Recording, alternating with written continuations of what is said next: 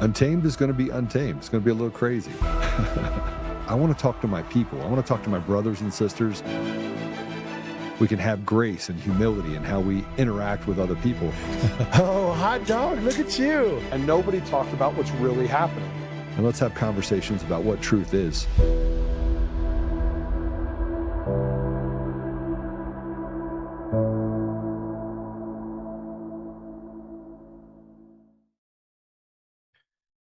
Well, welcome back.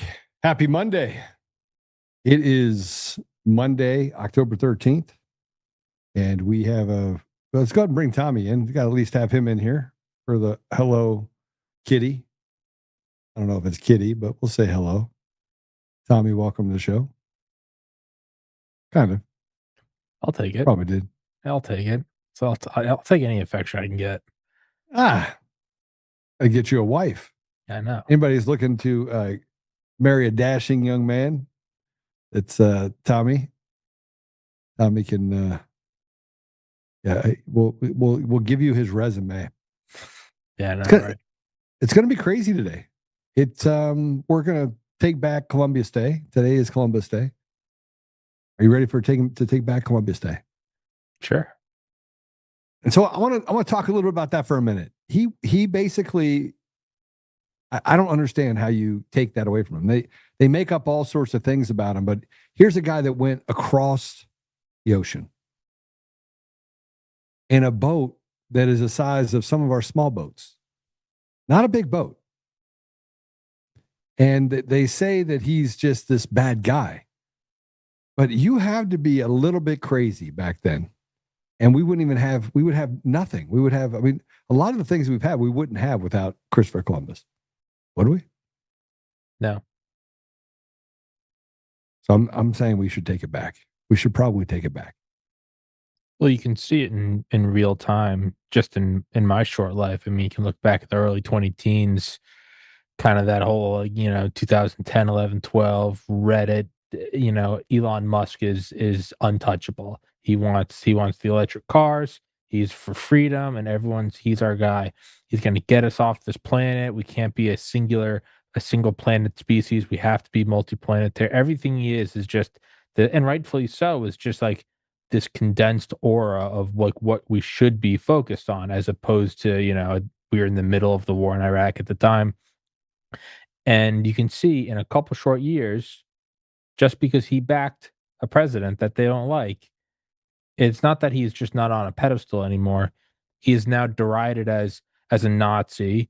He is nothing. He got lucky and learned how to land rockets upright, and he's nothing more than that. So if you can see that in 10 years in real time, we'll extrapolate that over 500-600. How much do you think you can slander someone and character assassinate them? You could pretty much do anything.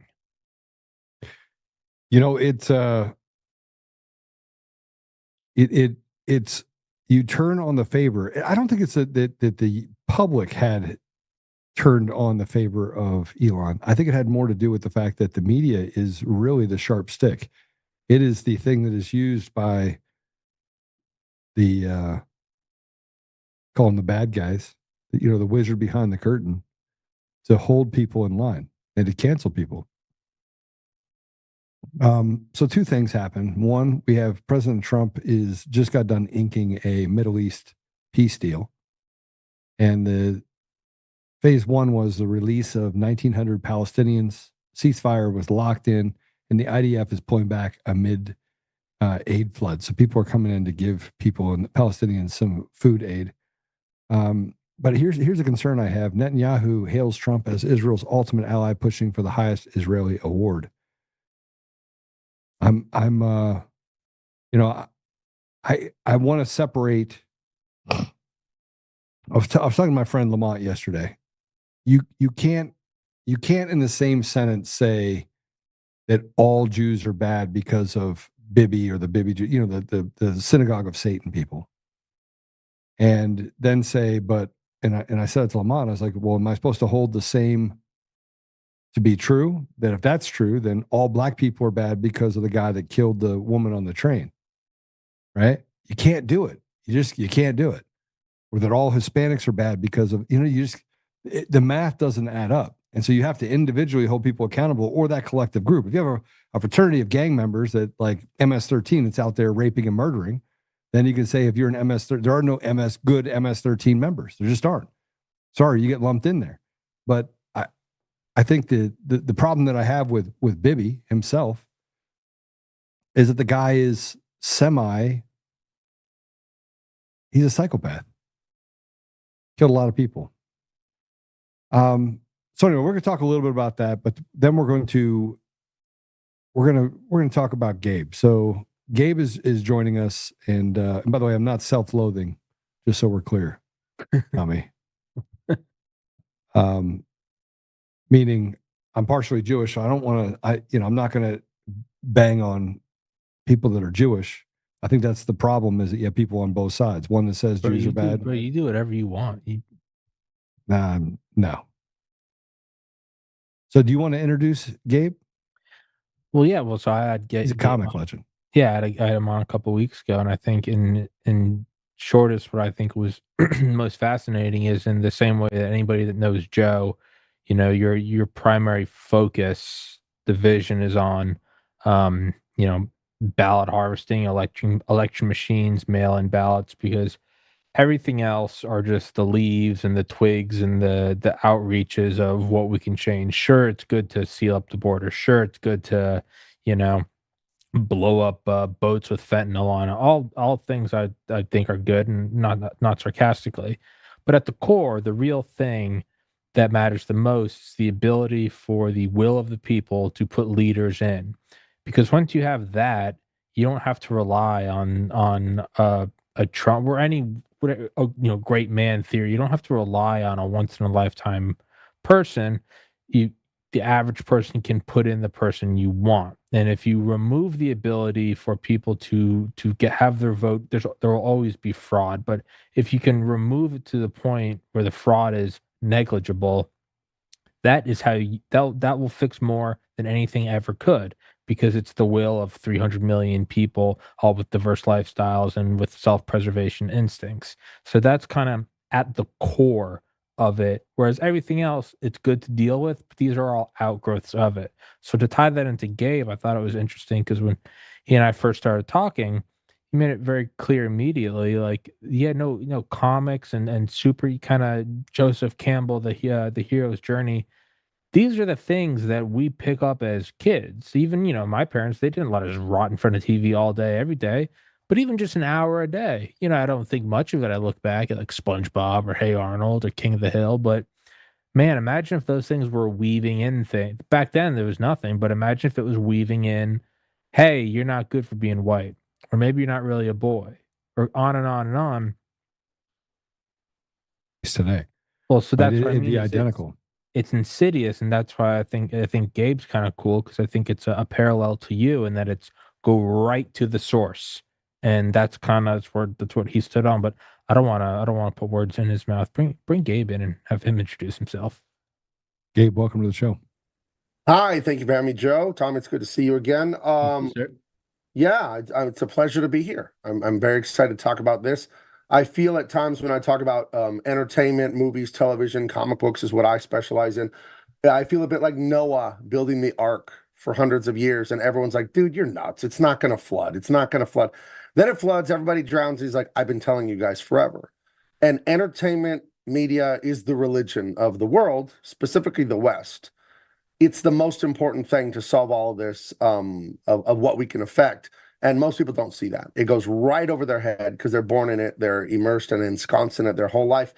And it's like, I heard a story once. It was just a little like anecdote parable. Two young fish, like young kid fish, are swimming by, and an old timer fish swims by the little boy fish and says, "Oh, water's great today." And the two young fish look at each other and go, "What the hell is water?" Because they were born in water. They don't know what being wet is, because they don't know what being dry is. And I think all of this entertainment, music, movies, books, comics, internet, social media, people are just born in it and have been born in it forever. There's always been entertainment for all of human history. But this mass media entertainment is just there, like that water. And when you tell people how insidious and influential it is, at first they don't get what you're saying, because it's as normal as the water that the fish swim in. I make it for a living. I've been studying, I've been drawing since I was probably 3 or probably younger. And I've wanted to be an artist my whole life, and I am a very successful one. So I know how the sausage is made. So, and I'm here to tell you, it's the most important thing in culture. And people, and especially conservatives, are the worst about art and entertainment. We'll get into why that is. So let's talk about this for a minute. You actually got canceled, and I don't think everyone understands the significance of this. You didn't get canceled. You got fired. You left. You left Disney. Get fired? No, I quit. No, he wasn't fired. I quit. See, there's principle on my side here. So there are less people making a good living doing comics than there are in the NFL or the NBA. Now, you would say if you're in the baseball, basketball, football, you're elite. You worked your ass off. Okay, so take that to comics. There's even less of us that make a good living, work on Superman, Star Wars, Batman. I worked on that since I was a little boy, made it, worked on those things, Transformers, Batman, you name it, I did it. And then they just started to get really woke. And in mid, like Obama's second term, everything changed. 2013 is the line of demarcation to me. Well, that's right after 2012. 2012 was the passing of the Smith-Mundt Modernization Act of 2012, right? That's when it all started. That's when they were allowed to lie to the people.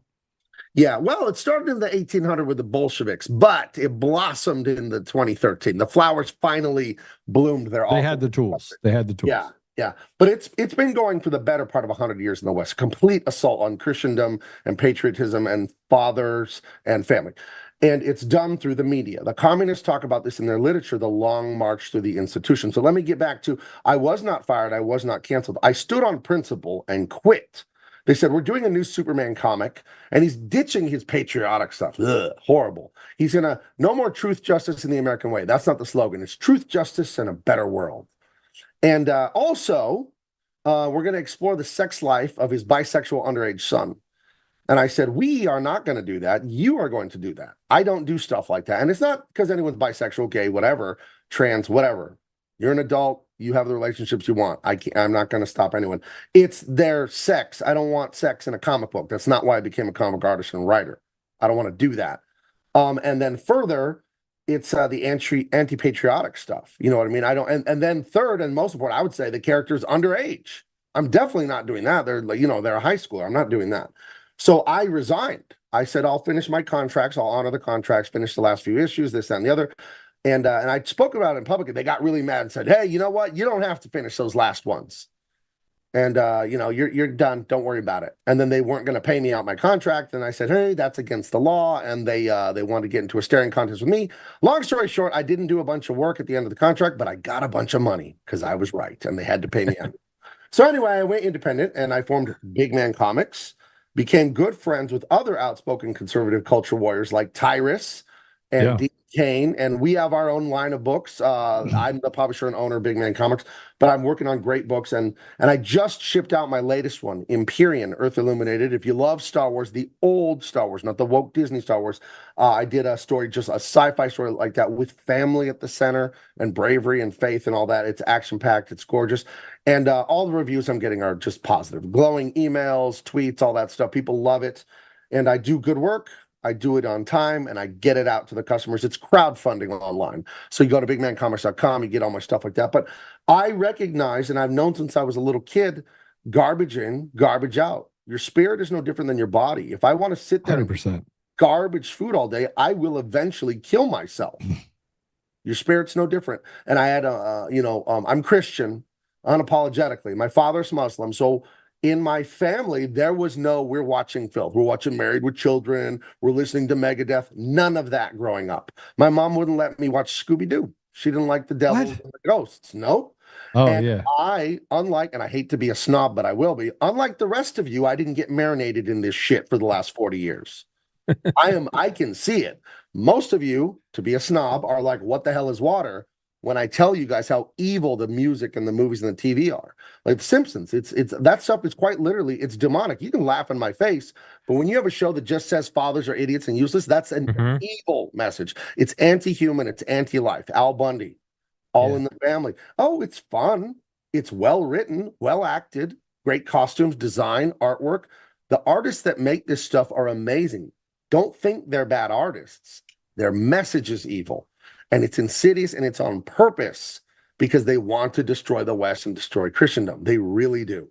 If you want to know, Carl Jung, the great psychologist, I don't believe in everything he says, but he did say, if you want to know the reason someone did something, look at the result. And if you're feeding people stuff like Al Bundy, marriage sucks, dad's a loser and he's unhappy and all this stuff, and you feed them that over and over and over, their subconscious will believe it. And when you believe things, you act on them. And art touches the pattern recognition, the dopamine reuptake in the brain, right? Your brain is built for pattern recognition. Art is just patterns. So when I'm really good at making patterns, because I'm a good artist, I'm a good actor, writer, illustrator, whatever artist I am, when I'm really good at it, you get the dopamine and your brain's like, that's real. Even if it's an evil message, you're like, oh, I see, that is true. Trump really is a fascist. That's why they do the patterns. That's why the rhyming, the jokes, the songs. That's what it's all for. Or even the repeating stuff when they're at, they'll repeat things over and over and over again. People don't understand the significance of that. You have to say things 5 times, 10 times before you believe it.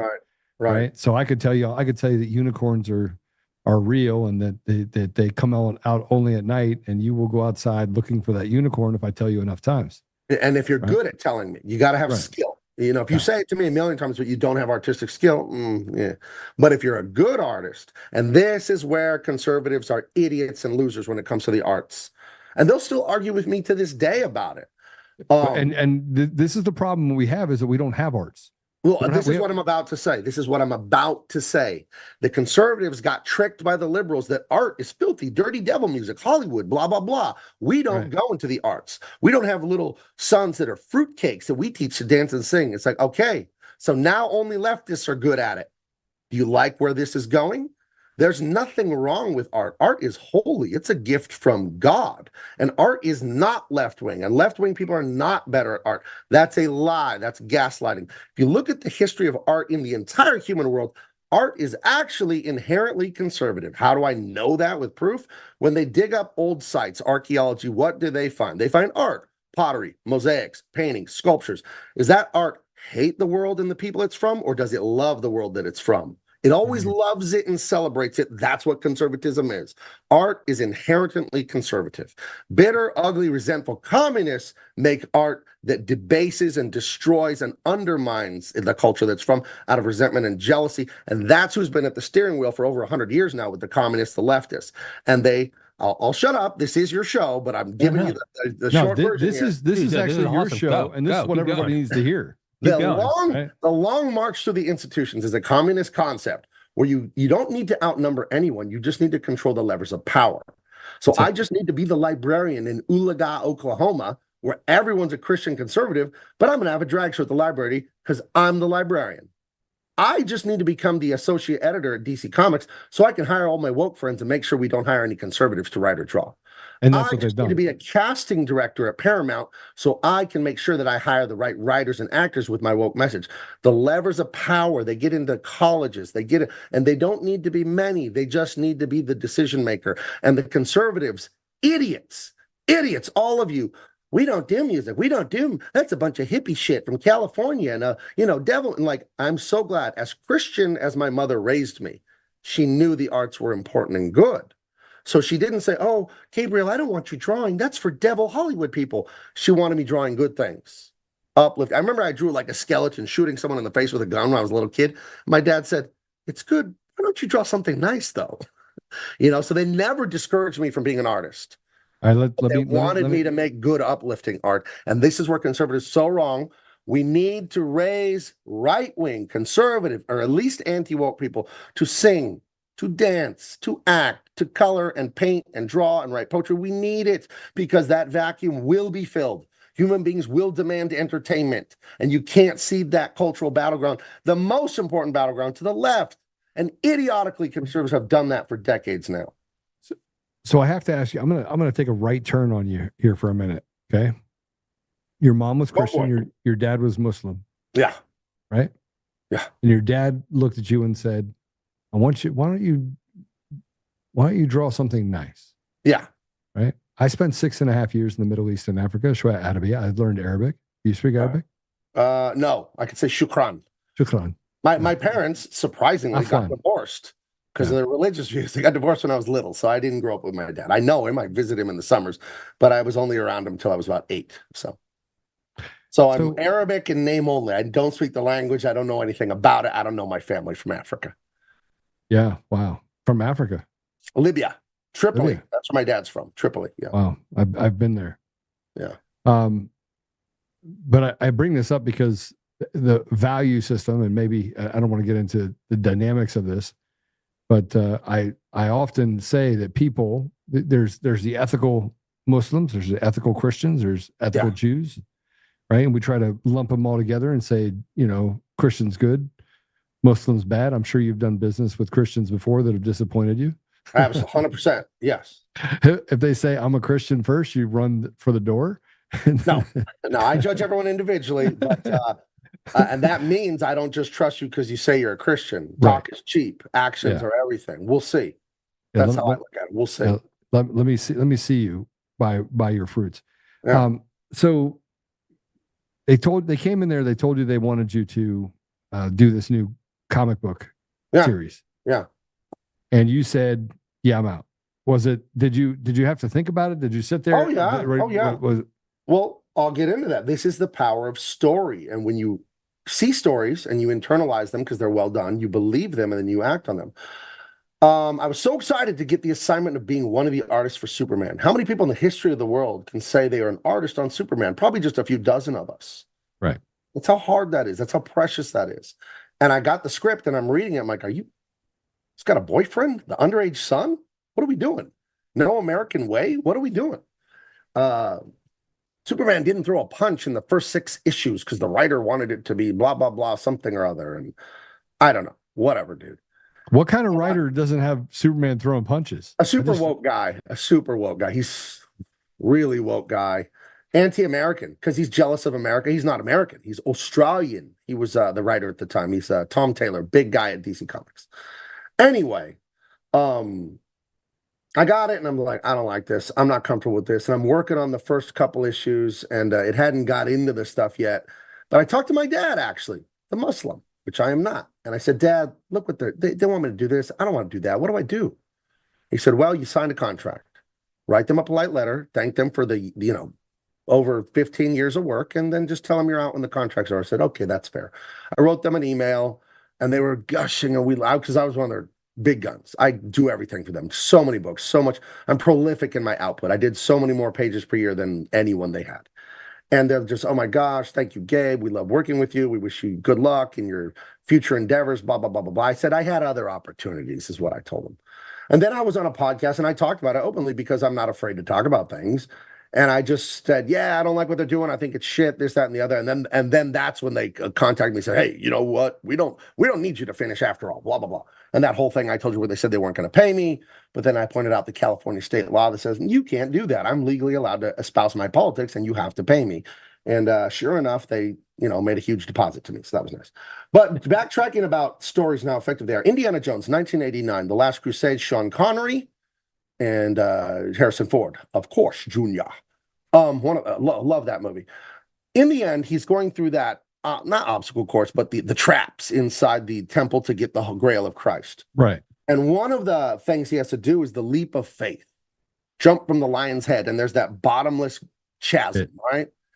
But it's an optical illusion. There's actually a rock bridge, but you can't see it unless you move sideways because the way they painted it and blah, blah, blah. But he has to just trust God, be the penitent man who trusts God and step out in faith and not fall to his death. And, there was a bridge there all along. That's how I felt about quitting DC Comics. I mean, I'm a smart guy. I have a college degree in art, but my resume is a quarter century of being an artist. What kind of job am I going to get? A wife, 2 kids, a mortgage in San Diego, the most expensive city in America is San Diego. Average home here, 3-bedroom, 2-bath, 1,200 square feet. It's $1 million in San Diego. And I'm going to leave my only job that pays very well, 6 figures. I worked a lot. And I said, okay, God, like Indiana Jones stepping out, don't let me fall. I'm going to do this. I'm going to quit. I don't have a plan. I don't have another job really, but I cannot make this filth. No. I quit, been lifted higher than ever. Started my own company, did my own books, met great people that want to promote me and help me. And it's been awesome. It's been the greatest thing in my life because as a little boy who dreamed of making comics, I wasn't making them at DC. I was getting paid to make art, but it wasn't my art. It was their character, their story, their message.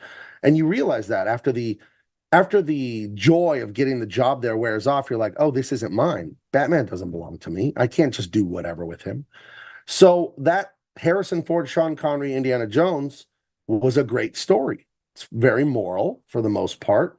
And it taught me a great lesson as a little boy about stepping out when you're scared and having faith. And I use that story in my head.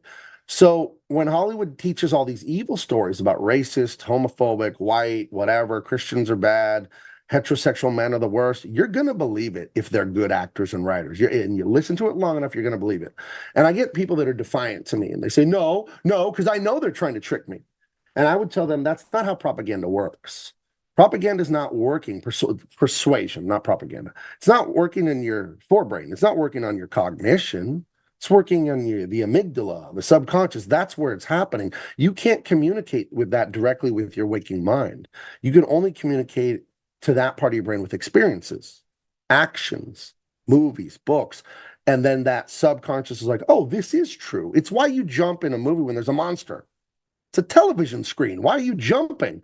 Because your subconscious thinks it's real because the artwork is done correctly. So This is why we cannot let people bathe in filthy music, filthy TV, movies, all that stuff for any time, but like decades. They spend their whole lives bathing in it. Then you wonder why they have the deranged ideas they have. It's intentional. I'll tell you why I know it's intentional. As someone that makes art for a living, I've been typing all morning, the Unstoppable Tyrus sequel. I already finished the first one. It'll come out in January. Every letter I type, I meant to type it. Mm-hmm. Every line I drop, every thousands of lines per page, I put my hand on the page on purpose with the pencil or the pen. I don't throw the pencil and bounce it off the paper accidentally.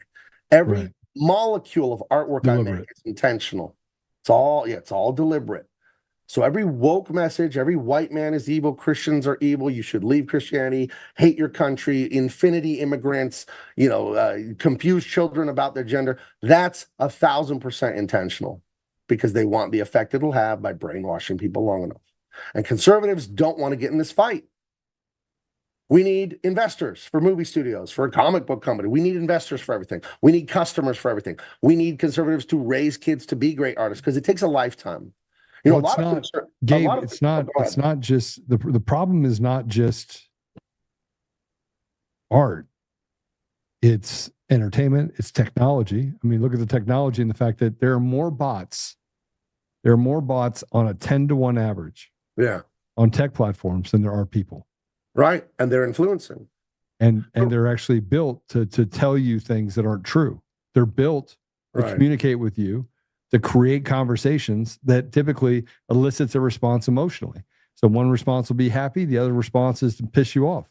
Right. More of them are out there trying to piss you off and lie to you because the entire system is designed to make you doubt your position so that you don't share your position. Right. And I would say this, don't in your mind separate art from the bots. Look, just squint your eyes so you can see without the detail, just the big picture. Art is just persuasion. The news is just persuasion. Music, all of it is just persuasion. There's no way to make art without a message because that's all art is, patterns that make a message. Every bit of art is self-expression of a human being, something. You need to be intentional about it. So yeah, those bots, that's art.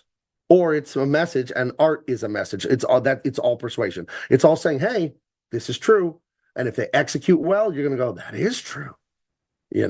And then they got you. So tell us about your project real quick. Can we get into your project? Yeah, I can share. You want me to share some artwork with you and tell you what I'm working on currently? Yeah. Or do they have the website or? Okay, let's go for that. Okay, hold on. I didn't hear the last thing you said. It was all muffled. I'm sorry. You can track that. You can actually share your screen, and we. Okay, I'll bring that. I'll bring that up here. Yeah, and then we can just put it. It's gonna take me like 30 seconds, but I'll bring them up. I should have had it ready. I'm sorry about that. If you guys want to talk amongst yourself for 1 second, I'll grab it really quick. Sorry. No, you're good. No, I think that's those 2 points. None of it's an accident. None of it's you don't go to the Sistine Chapel. You don't go to a single statue and go, yeah, they didn't mean to do that one part. It's yes, they did. They polished that for a lifetime. And I think that's a brilliant point. All ancient art you find, it's a celebration of where it's from. Roman statues, Greek statues, the pyramids. None of it's look at us, we're so evil. It's all look at the heights we climbed to. Like look at we did in the glory. Like what is the point of the Sistine Chapel? It's the glory of God. What why do we have cathedrals instead of just like a square room for a church? And it's to capture the mind. It's to all of it is, and that's a good point. All throughout history, none of it's self-hating. Right. None of the Colosseum or none of it is. You don't go to any picturesque and go, oh yeah, the Eiffel Tower. That's meant to make you hate France. Like no, it's No. it's like this is us, Right. and it's that's a brilliant point. Is historically, Well, to it's all me, self-love and conservative. this is that what the hell is water? Like to me, Yeah, nothing David could Foster be more. Wallace. To me, nothing could be more obvious.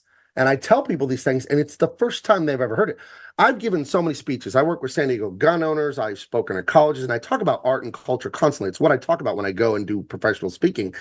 And I'll tell my conservative audience, how many of you have Disney and Netflix? And they raise their hands. And I'm like, what the hell are you doing? You're giving money to people attacking you, your kids. You're giving them money, and then they use it to attack your culture directly. What are you doing? And you see in their eyes, it's the first time they've ever thought of it. How can you not know that? And again, I was raised uniquely. I don't know anyone that was raised like me. Like, we're not watching that. We had like 10 VHS cassettes growing up. That was it. We didn't have cable TV. My mom, she wasn't going to watch that. We had the 3 original Star Wars, 2 Indiana Jones. We didn't have the second one because of all the devil like ritual with the Indian priest or whatever. We had like the Blues Brothers. We had a handful of movies that were all PG. They didn't have filth in them. And that's what we were allowed to watch. Otherwise, it was go outside and play or do something creative. Maybe that's why I'm an artist, because it was always go do something creative instead of melting your brain in front of the television.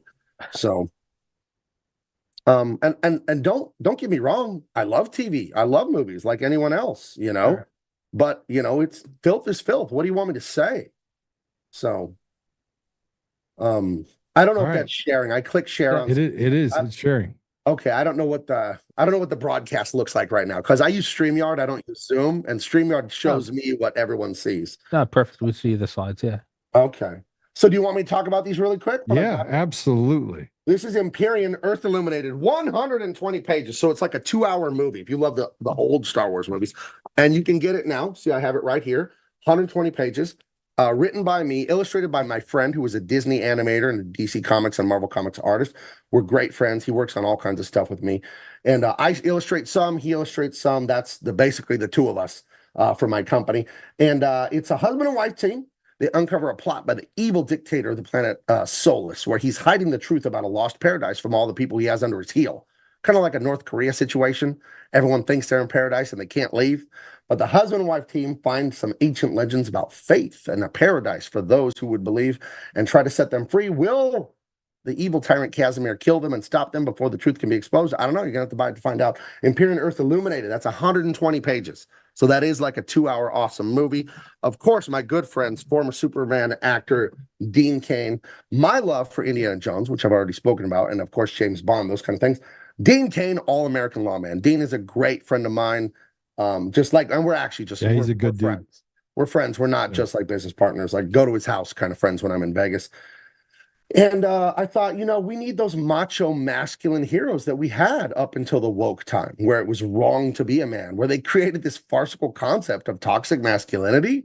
What if we said like Hispanic toxicity or Asian toxicity, right? Like you just lump a whole group and say it's bad to be that? No. It's right to be a man. It's right to be resolute, brave, upstanding, die for the people you love.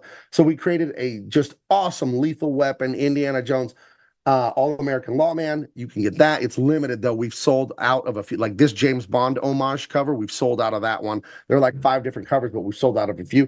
But I love Dean Cain, All-American Lawman. And I wrote the sequel. And my buddy that drew this book is drawing the sequel to this. And he's 20 or 30 pages in. So he's about less than halfway done with it. And you'll be able to get that probably in the spring. I'm trying to get ahead here. I don't want to do them and then put them out right after I finish them. I want to bank a few books.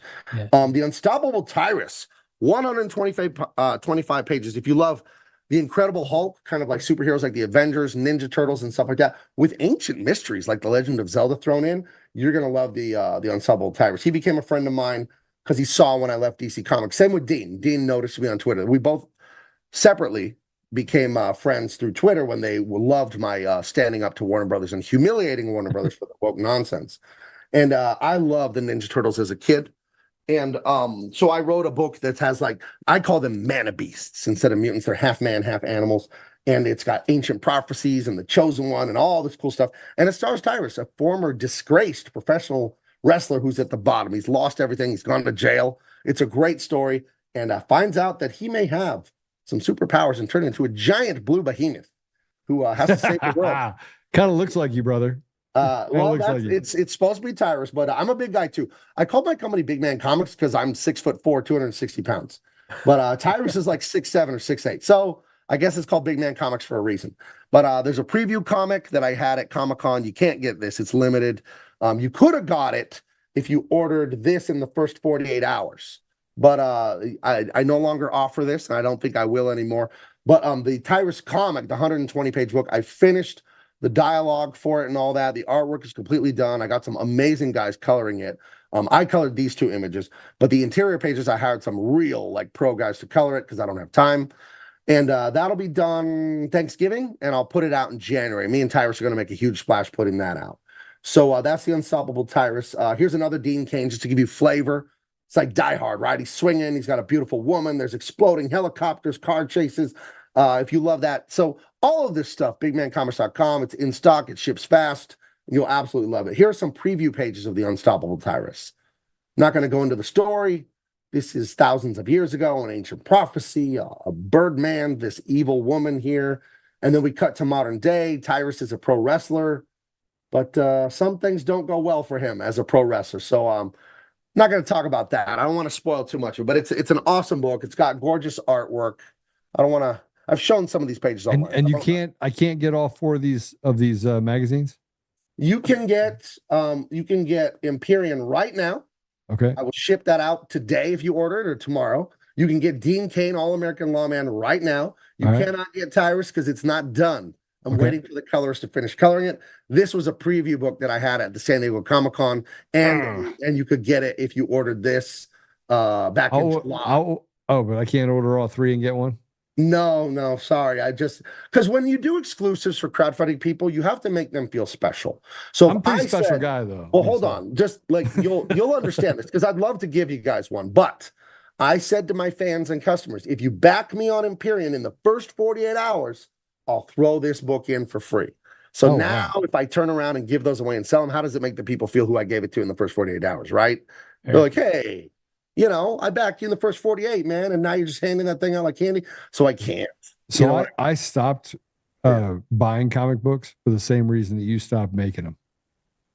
Well, stop making woke ones. I make the best ones ever now. Yeah, but I mean, you're the only one, right? I mean, every time I pick up something, if I'm watching a movie or a show, and even remotely tilts towards wokeness, I turn it off. Good.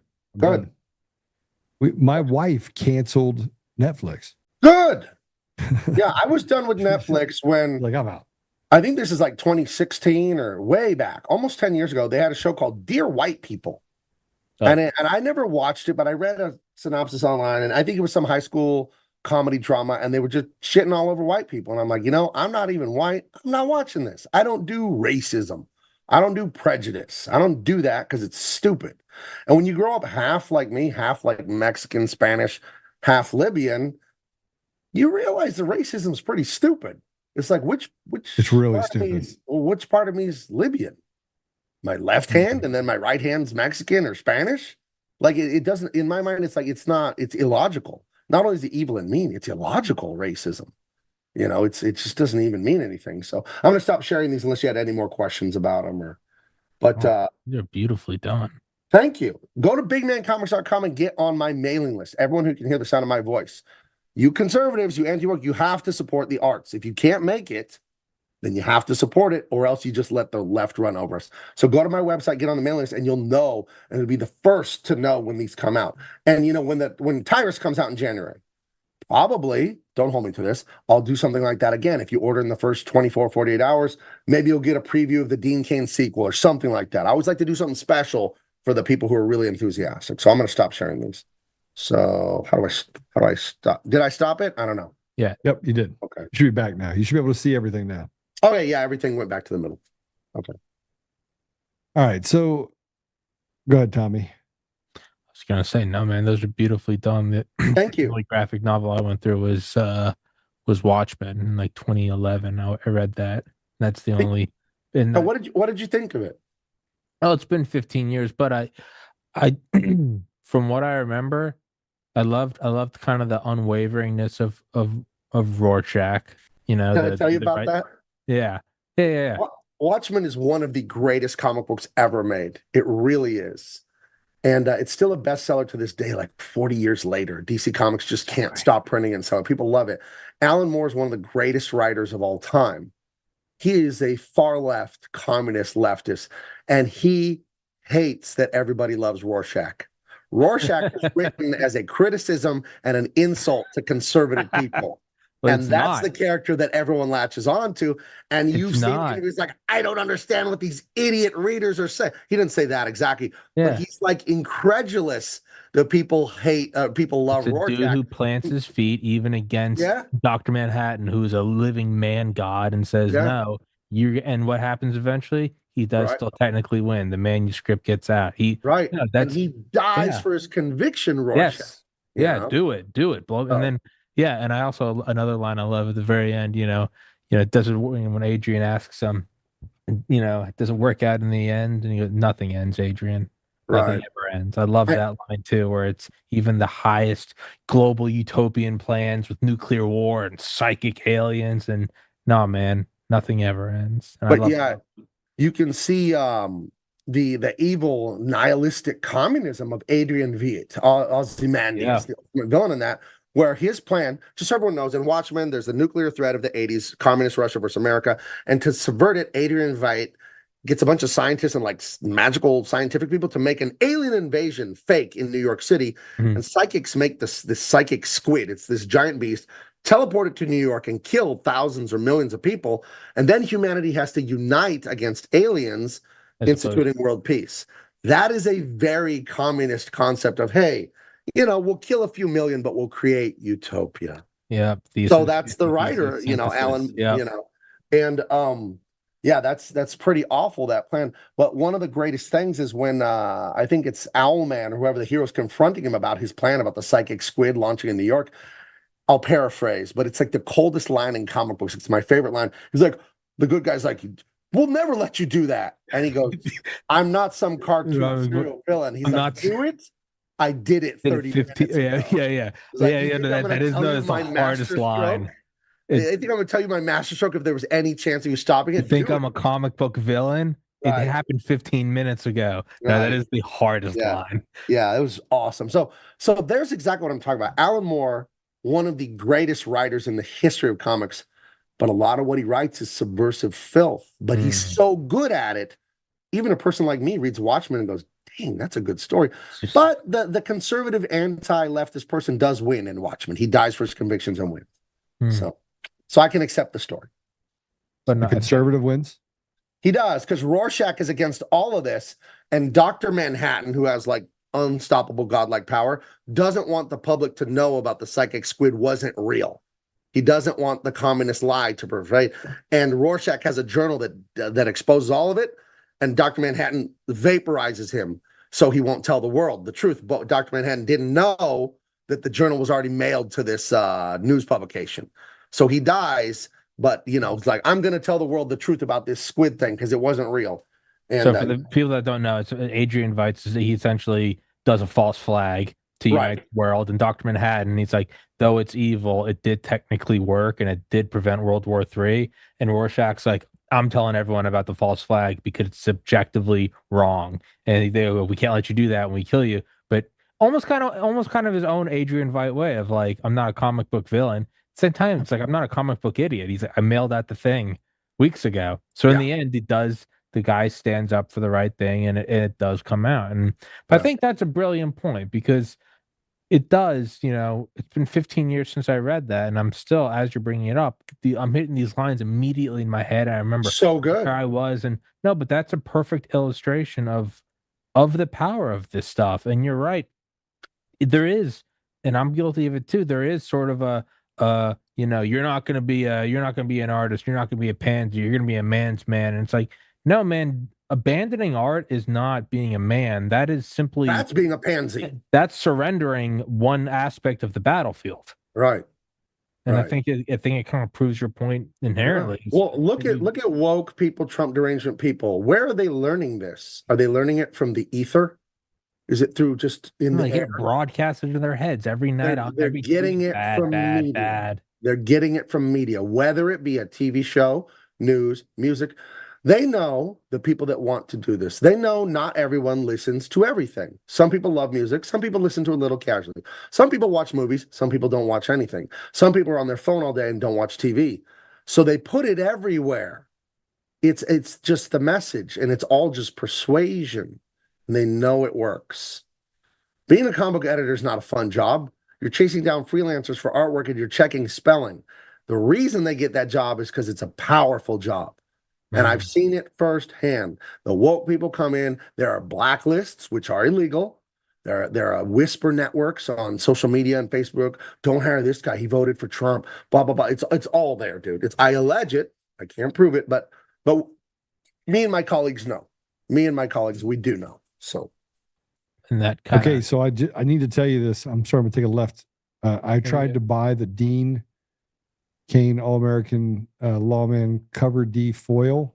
Oh, we sold out. We limited that to 100. Why is that even up there? I'll have to talk to my web person. Only 4 left in stock. Oh, there's 4 left in stock. Yeah. Okay. Oh, that's right. We were going through our inventory. We did a whole inventory here at the warehouse, known as, my property here. And they found 7 more. So I guess we sold like 3, I guess, or something. So there's 4 left, you're saying, of the foil cover? Yeah, I'm trying to I just bought the other one from you too. And oh wow, I appreciate that. Is there a problem, or it's not letting me buy it, but that's okay. We might be sold out of certain ones. We are sold out of like cover. I think we're sold out of every cover except for F, and then we had a few of the foil.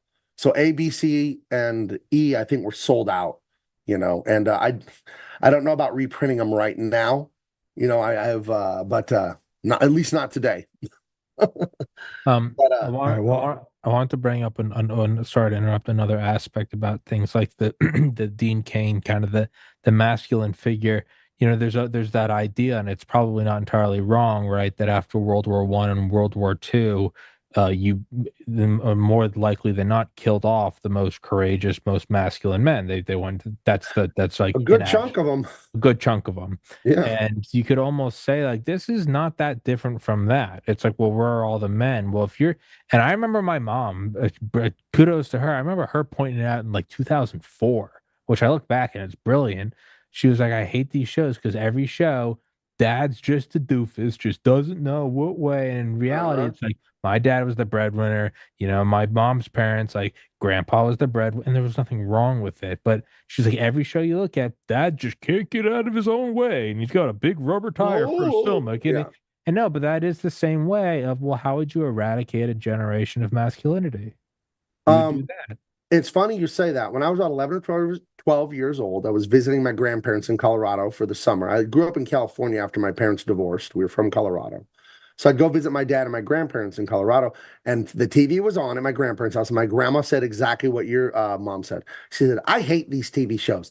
And I remember what she said. She said, the parents, the kids know everything, and the parents are idiots on all of these. True story. And so that's how my mom raised me, but she got that from her grandma, or her mom and dad and all that. And I'm sorry, what was your question? Because you just jogged that memory from my grandma. What was your question? No, what I was going to say is that's a way to remove masculinity. And then even that itself, though, is a preface for why you need this state, because mom and dad can't do it. Right. But the real way you remove masculinity, it's a rhetorical question. Why do we speak English?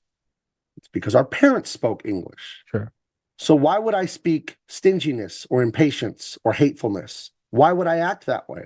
Because it's what was shown to me as true by my parents growing up. How would I be a man, act like a man, think like a man? Because a man or men, uncles, coaches, were there. Saying, no, Gabe, we don't do that. We do this. You can do it. That's what men do that women are not capable of. There's scientific research. I won't debate with anyone. And there's anecdotal, just look around you. We have no-fault divorce. Reagan signed that in California, and then it was national, I think in the 60s. It went national, no-fault divorce. It went in California first. No-fault divorce is a disaster, right? Because there's 50% of marriages in divorce. I think it's even worse now because people don't even bother getting married. They have kids out of wedlock and they don't even bother. You cannot raise kids without a father and expect good outcomes. All the data shows you that. Crime, teen pregnancy, not graduating high school, blah, blah, blah. Every terrible thing that can happen to you, drug abuse, it skyrockets when you don't have a dad. It doesn't skyrocket when you don't have a mom. It isn't ideal to not have a mother. But when you don't have a dad, all of that goes to the roof. We are now on generation 4 of no dads. Like, you either don't have a dad because your parents never got married, or they got divorced because mom was unhappy because of feminism, or you got a dad at home and he's a colossal pussy and he doesn't know how to be a man. Happy wife, happy life. Anyone who says that, don't be friends with him. That guy's a weakling and a coward and a traitor. Happy wife, happy life, never. That is so wrong. That is kissing your wife's ass. So what? So she could be the leader and then you're just a dumbass, and then your kids see that and then they don't know how to respect themselves or each other. Women are wired to want you to lead. They won't let you lead if you act like an idiot and an incompetent coward. Then they're scared of you because they don't feel safe. But when you're a man and you have resolve and you have principles, they can't wait for you to lead. So we want to raise people without fathers for the last 50, 60 years, and then we wonder why we have the chaos we have. I'm half Mexican, okay? I know the Mexican barrio. Which half? I lived in one. Yeah, right. Which half? But it's not even Mexican. Because you're kind of tall, so you know. Right. Well, my grandmother, the Libyan, she was Turkish actually. My grandmother on the Libyan side, she was 6'4". Whoa. That's where it comes from. On the Mexican side of my family, the men are about 6 feet tall. So, but remember, they're Spanish. It's not like Native American Mexican. It's a mix of both. And Mr. Duran came here from Spain in the 1700s on my Mexican Spanish side. But anyway, what the hell was I saying? Raising a generation without fathers. That's why we have it. If you look at them, and I know this because I lived in a Mexican ghetto 25 years ago when my wife and I were young and early married and didn't have any money. So we lived in a dangerous place, and she grew up on an Indian reservation in a Mexican ghetto. And you look at the black ghetto and you look at the white trailer park, they all have one unifying factor: no fathers. Oh, yeah. Women and children cannot go where men will not lead, period. It's proven around the globe. When men abdicate their authority to love and protect and provide, discipline and lead, chaos. Go to any ghetto, any barrio, go there, and you're going to find no fathers. That's what it is. Cowardly men that won't do the right thing. And that's a microcosm of then the nation. How you extrapolate. Well, gotta let in all the immigrants. I don't want any problems, guys. Happy wife, guys. Hey, happy violent mobs, happy life. Hey, just let them in. I don't care. Just let the drag queens dance in front of the kids. I just don't want any flags. I don't want to be called a bigot. I don't want to be called a bigot. So I guess we'll surrender our civilization. Right. If Gabe, if I could show you something really quick. Show me. This morning I woke up and I saw this interview on Fox News. And the interview on Fox News was basically meeting people at the Democrat Socialists of America, that Mandani or whatever his name is, was on stage, and so they wanted to interview him. So I probably won't play all of it, but I want you to hear, and I'm gonna ask you now to listen to what they're saying, and then tell me what they said that was of any value or any substance. Okay. After you hear it, so let's play cut. I'll be fair. I'll be fair. So let me ask you this: Joe Oltmann in New York.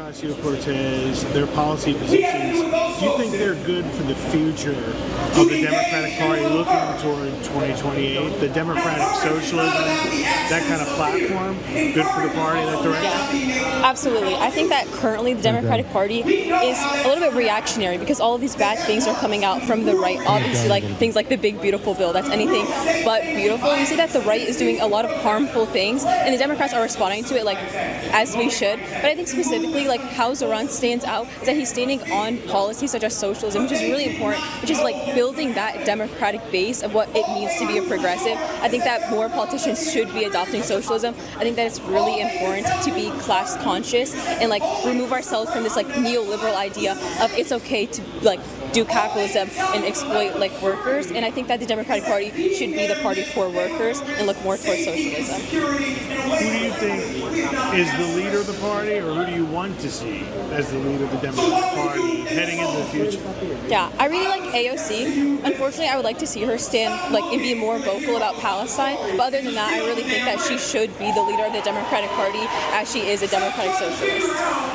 And by more vocal, what do you want to see her do? I think that she should be more vocal about what's happening in Gaza, specifically condemning Israel for their genocide and standing out on that. And I think that she's great. I think that, you know, me being also a young person, a young voter, a college student, seeing people like Dr. Mamdani, AOC just gaining so much more footing and so much more recognition in the policy field is very empowering. It's giving me a lot of optimism.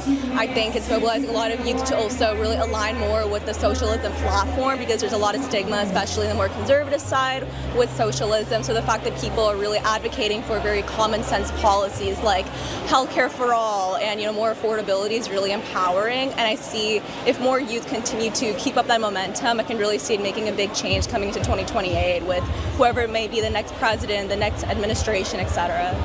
There needs to be some sort of change within the party that fits with the energy that is surrounded with young people. Because yes, sometimes a lot of these policies seem out there, they haven't been tried before, but sometimes we need politicians and leaders who are willing to fail and are willing to try at the very least. Instead of sticking with institutional traditions, we want to see some change, and we're okay with seeing some failures. Like, at least there are people pushing for these platforms and wanting to make a difference and taking accountability step by step as they're trying to figure out some new policy solutions so that we can live a better future. Because right now with our young people, we're seeing a lot of nihilism, we're seeing a lot of civic apathy, and so we really need to address that at the root, and a lot of that comes with progressive change and energetic leaders like AOC and Mamdani over in New York.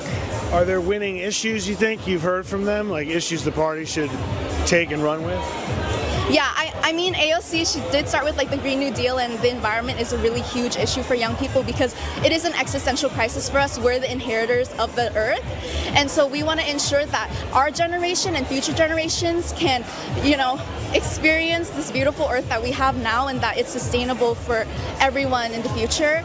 And I think with Mamdani as well, he talks a lot about like the quality of life for young people, also the cost of living in America. I'm a Californian, so I know that cost of living is definitely a huge issue.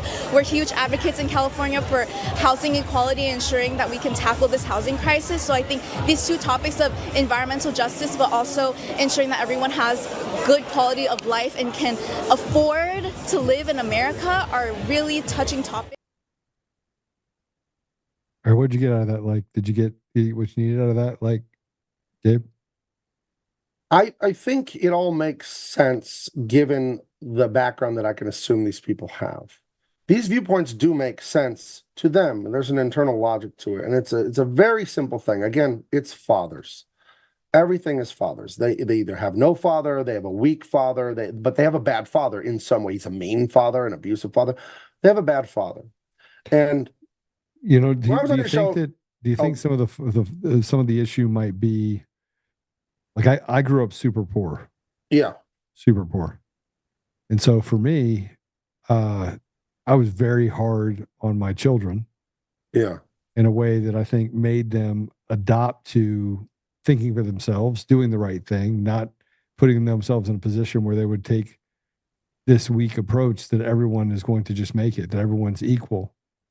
And one of the things that scares me about socialism is that socialism is not the same as communism, but the output is the same, and that is that it erodes the ability for people to succeed. I think the ideological difference between the left and the right can be summed up very simply as gratitude and discontentment. When you have a father and he's a good father, you'll have gratitude. Oh my God, he suffered. Grandpa fought in the war and died. Countless men and women came before me for thousands and thousands of years so I could have air conditioning. When you have a father loving you, validating you, disciplining you, say, hey, you don't do that to our house. I paid for this house, blah, blah, blah. There was sacrifice to get here. You see me coming home from work after 12 hours, how tired I am, and then you're going to break the window and blah, blah, blah. And you learn to appreciate what you have when you have a good father, when you have that father thing, because the fathers are the ones that provide and protect. This is wired into humans, women and children, but women are resource-seeking creatures, and there's nothing wrong with it. They do expect to have food, healthcare, shelter, blah, blah, blah, but they need to do their part. When you don't have a father, now you have discontentment, resentment, and ingratitude. Why would you want to change something if it was good? You only want to change something if it sucks. Left-wing people want to radically revolutionize, transform, change culture. Well, that means they assume culture sucks. You don't change things that are awesome. Right. You take care of them, you nurture them, you grow them if something's awesome. So conservatism is about building on what we have. So conservatism is actually the real progress, because I am able to make an iPhone because we made silicon chips, we made transistors, we made LED screens. We built all this stuff forever going back. Leftism, socialism, all of it, they want to wipe it away. Everything dad did sucks because dad sucks. And we're going to start history this morning. It's not truth, justice in the American way. It's truth, justice in the better world. Because how could my dad have done anything right? He was mean to me. He wasn't there. He didn't love me. He didn't provide. Fuck him. Fuck his world. One of their slogans is smash the patriarchy. Mm-hmm. Pater. That means father. That's literally what that word means. It means father. Smash the patriarchy is a broken heart saying, I hate my dad. He was awful to me. He wasn't there. I hate his world. I hate everything about him. That's why they want to smash the patriarchy. What you're looking at, even though they're psychopathic, evil, murderous, and all that, you're looking at people with broken hearts. Because their dad didn't love them right, wasn't there. Because you have to have your father validate you when you're little. Your mother cannot validate you.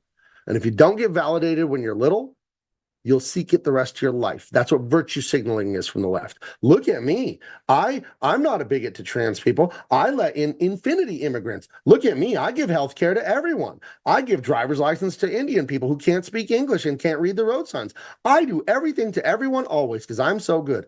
That's seeking external validation because their fucking dad couldn't just be there, get them on the shoulder and say, hey, I love you, son. You messed up, but you know what? We're better than that. We're going to get it right next time. Blah, blah, blah. Kiss them on the head. Good night. And I'm there every day and I'm throwing the ball and I'm making sure you have hot food and making me know, oh, I matter. I'm important. This is a good world. It has flaws, but you know what? I'm grateful for what we have. That's what a father does and a mother can't do it. And it's not a flaw of women. They're not designed to do that. They're designed for comfort. Men are designed for this, and this is studied and psychologically proven, for the resilience in children. The baby falls down, the toddler falls down, mommy's holding them and letting them cry. Daddy goes, you're okay. Rub some dirt. Okay. Rub Don't some cry. dirt. So that's what the leftist people are. They're discontented with their father's world because it sucked to this point. And the conservative people are like, dad was at football practice. It was awesome. I want more of this. For me, for my kids, I want it for strangers. I want it for everyone. And that's why you're patriotic. Pater, it means father. I love my father's ways. They're awesome. Let's spread it. You're revolutionary, like, my dad's ways suck. Let's reset the whole thing. That's all this is. It's father. That's everything. All right, Jeff had this to say, which I think is, he's on to something. An abusive father can produce a man of great character because the young man learns to reject evil. Yes. But a young woman learns not to trust any man. Right. Devastating. But I would agree, but I would edit that to say the guy that had the abusive father had to have another man there, a grandpa, football coaches, youth pastors. Coach. You can't, my dad wasn't around. Coaches. I didn't see him much because I lived in California. He lived in Colorado. What saved me was my grandfather, one of the greatest God-fearing, hardworking men I've ever known. I was around him all the time. And then when I wasn't with him, I was with my football coaches or I was in youth group at church. So I was always around men who had their head on straight. And I was not, even though my parents got divorced, my mom was conservative. Like, yes, fathers are good. Family is good. Like, yes, it didn't work for her, but she wasn't against it. She didn't badmouth my father and do all those terrible games that divorced parents can do, using kids as pawns. She didn't do that. It was always reinforced to me, yes, fatherhood, men, masculinity, yes, that's what we want. So yeah, the abusive father can make you go the other way. I'm a dedicated father. I've been one for over like 28 years. My daughter's 28, because I didn't have a dad, and my parents divorced when I was so young, and that hurt tremendously. And I never wanted my kids to feel the same way. No, even on the hardest days of my marriage. Anyone who's married knows you didn't want to be married every day of your marriage. There's some days you have arguments, you're just like, I live in San Diego. I guess I could be in Mexico in half an hour. Never come back. As a man, a woman will get on your last nerve. Thank God my wife is not that way. She's not a nagger, an arguer. But some women, I don't know. God bless the men that put up with the quarrelsome woman. It's funny. Even the Bible has 2 verses about quarrelsome women. One verse says it is better to live on the roof of your house than with a quarrelsome woman. Another verse says it's better to live in the desert than with a quarrelsome woman. So even God knows, like, hey, some of these women, they're a little tough to deal with. So absolutely. Well, Gabe, I went ahead. I want to give everybody the opportunity to buy your stuff. So tell everybody where to go. I just did. So you'll get to check out Big Man Comics. Well, first of all, Joe, thank you so much for having me. Tommy, thank you for recommending me. It's a great time. I talk a lot. Sorry, I should have let you guys know. That's why we have you on. I mean, the big thing that I will say is this. We all love art. We all love music. The music that I used to listen to when I was a kid, it was garbage in, garbage out. I mean, I was the biggest Tupac fan you're ever going to know. I mean, I memorized every Tupac song. When they come on, I got it all figured out. But I just learned over the years that I want good stuff in my brain, right? I don't want to be angry. I don't want to be upset. And I grew up, I left home at 15. Wow. Right? Okay. So, and I've done very well. I've been ridiculously successful in my life. I've been blessed immensely. Good. But there's this thing that happens where you can't forget it. You cannot forget the fact that your parents got divorced when you were young. It affects every decision you make today.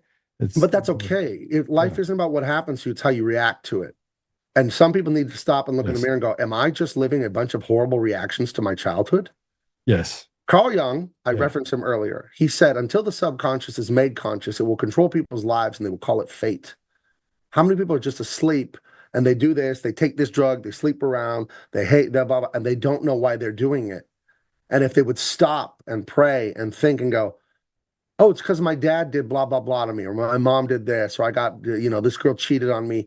And it's like strings 100 feet below the water pulling on you, and you don't know about it. And all of us have that, and we'll probably always have it, but you got to do the work every day. You got to pray and trust God and say, help me see what's deep in my mind and heart that's making me do stupid stuff. I remember just young, I struggled with weight.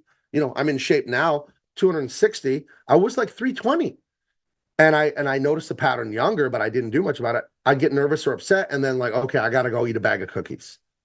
Something would go wrong. It's like, oh, I need a hamburger. And you don't think it. You don't hear the voice. You don't see the words. You just like kind of feel it. That's that subconscious going, go run for some pleasure. Go run from this problem and get some pleasure. And some people, it's drugs, sex, gambling, whatever. And it's that subconscious thing that you need to deal with. And again, fathers teach you resiliency. You fall, you bust your elbow, and you want to scream and cry and run to mommy, and dad's like, you're okay. You're okay. Get up. I did that to my kids. I do that. I have a granddaughter. She lives with me here. And she tripped hard, and she was on her scooter in the house, right? Because, of course, she should have been doing that. And she tripped in the hallway and hit her arm on the basket with the shoes in it. And she looked at me like she wanted to cry. And I helped her up. I said, you're okay. And then she ran around playing, laughing a second later. But she was going to start screaming. But I told her, you're all right, because it wasn't that bad. So, and that's what men do. And a woman's instinct is, oh, baby, let me see. And then the baby cries. And that's okay. There's a place for that. But the kids need both.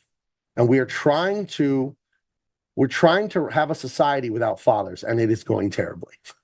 It is going as bad as you would expect. I would agree with you. Fully agree. So, but you wanted me to tell everyone to go get my stuff. My goodness, yes. I got bigmancomics.com. Very simple. Go to Big Man Comics. Adventures for the Unconquered. That's my slogan there, because I was not conquered by woke Hollywood, and neither are you. You watching, you listening. They tried all the stuff with the medical, the COVID, the kids that they want to do, like, messing with your kids' identity, the immigration, the election stuff. They've been attacking you for decades, and it's intensified in the last 10 years in the Trump era, and you've remained unconquered, and you should be so proud of that. So if you want uplifting, thrilling stories that reinforce these beliefs, but you're not being preached at. My books, you don't open them and go, and Democrats suck. I don't write that. I write stuff like you loved in the 80s when you were watching the old Indiana Jones. You don't know Indiana Jones politics. I mean, He's a I'll say college that. professor. He might be left-wing. I don't know. But he didn't throw it out there on the screen. He was just brave, and he kissed the woman, and he shot the bad guy, and it was all about being a tough, cool, good guy. So you go right to my website. You can order Empyrean. You can order Dean Cain, All-American Lawman. Tyrus is coming. I like to get my books done way ahead of time. We got awesome T-shirts, all kinds of fun stuff. We're going to have a lot more coming soon. But yeah, get those graphic novels today. Special offer today. I will let you buy as many copies as you want of I guess, Empyrean. I'm sold out of some other things, but go check it out. You'll love it. Bigmancomics.com. Great entertainment, and it's for everyone.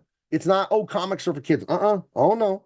These are safe for kids to read, but you will be engaged like the 80s and 90s Star Wars. Like you're 50 years old watching Star Wars. You love it, but you feel safe letting a kid watch the old Star Wars. That's how mine are. You read Dean Cain, All-American Lawman. It's crazy, action, explosions, blah, blah, blah.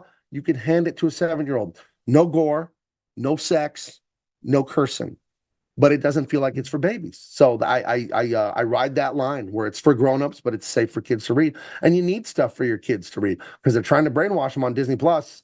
They are trying to brainwash them, So you need stuff like this for your kids and grandkids. So please get order as much as you can today. Support me as much as you can, because you keep buying them, I'll keep making them. And we got to keep the lights on around here. Bigmancomics.com.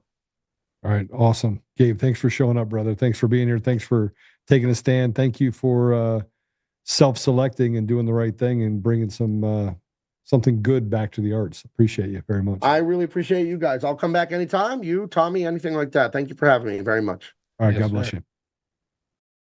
Thank you. How awesome is that? That's pretty awesome. Cool Good guy. dude. Very, very good dude.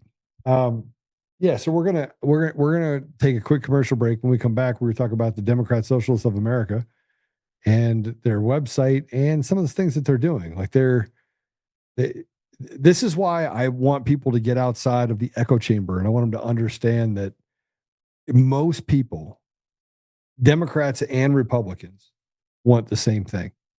Matter of fact, I was having a conversation with my neighbor who is a Democrat in Texas, and I said, "Yeah, I'm a Republican, but I think that they're both equally broken, and I can't get behind killing babies." And he looks at me and he goes, I don't want to kill babies. And I was like, well, you think that you're pro-choice? He goes, no, I'm not. He goes, I'm firmly against abortion. I said, well, then how can you vote for Democrats? He goes, well, I can't get behind the racism deal. And I go, well, I can't get behind the racism deal either. That's why I'm not a Democrat. So we had this lively conversation where I think people pick a Democrat or an R or D based on their upbringing, their family, and they don't put a lot of thought into it. They don't trust the government. Nobody trusts the government at any level. But it was great to see that, again, I got proved wrong by a guy that, he thinks he's pretty up on things, and he was a Democrat that voted for President Trump. So how do you square all the things, if you put them in play, how do you square them all up to the fact that you had nearly 20% of Democrats that switched teams to go vote for President Trump? It's a lot. Yeah. All right, we'll take a commercial break. When we come back, we're going to talk about Antifa. We'll be right back.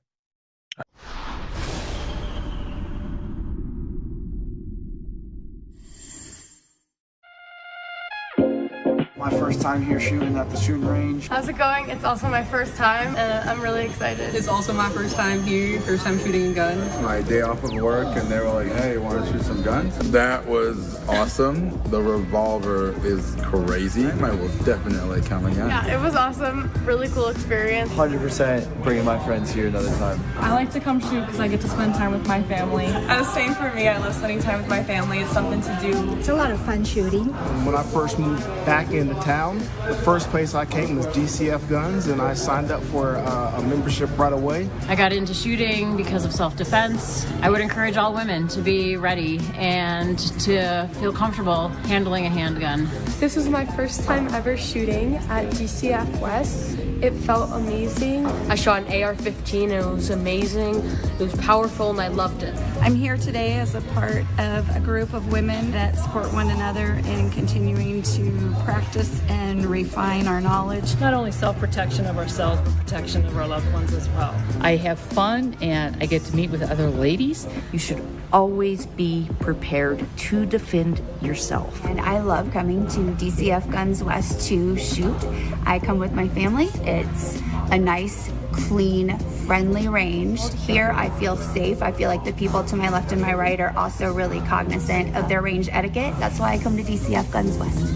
Come join the DCF family today, where we keep the range hot and the deals hotter. Hey, this is just in from Fidelity. Gold could hit $4,000 an ounce as the Federal Reserve cuts rates to cushion the U.S. economy. The dollar drops and the central bank keeps adding holdings. Gold has been on a record-breaking tear over the last few years, and it doesn't look to be slowing down in the years to come. Are your savings protected with precious metals like gold and silver? Are you waiting for gold and silver to shoot even higher in price? I want you to call my gold partner, Goldco, today and learn more about what precious metals can do for you.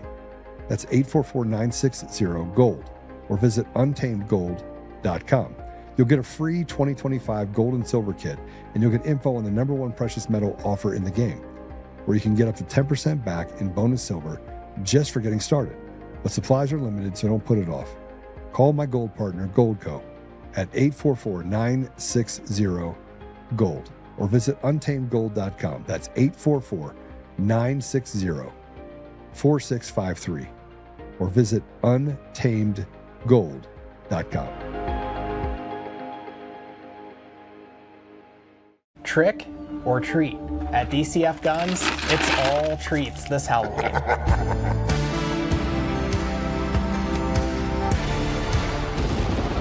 We're handing out spooky good deals, king-size candy, and everything in between. Forget the chocolate. Our sweets come in the form of savings you won't want to miss. Visit DCFguns.com and shop our spooky deals today. DCF Guns, where we keep the range hot and the deals hotter.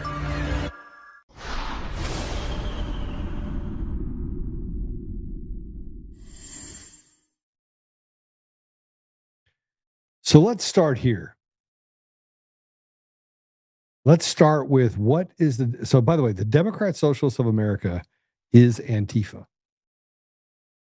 Tell me, pretty good synopsis is if you look at the Democrat Socialists of America, it is kind of like the Al Capone's criminal enterprise, and it sends out its goons, and that would be Antifa. So you don't, there is not a difference between the two. They're both synonymous with one another. And if you take the NGOs, the nonprofits, and what Gabe was talking about as far as the arts and education, and they do the slow roll through there, convincing people that, you know, that somewhere along the line, everyone's a racist. I just read a post by a guy that, frankly, I'm getting tired of like even looking at his stuff. He put a post that says, any MAGA head want to discuss Qatar training on F-15 QAs on U.S. soil? What does America get out of this? I thought MAGA hates immigrants. So I said, no, MAGA does not hate immigrants. And he says, so the MAGA white supremacists who are pushing for white America aren't against immigrants? Yeah, I reviewed footage for days speaking otherwise against the comments. So he just makes stuff up. I said we should talk about the black dude that killed a white woman on a train and said that it was black people, and that is who black people are. You attach MAGA to a white supremacist, which is stupid.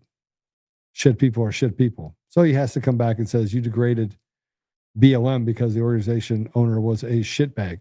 No, I actually, let me just respond to the way I was responding. I degraded BLM because it is bullshit.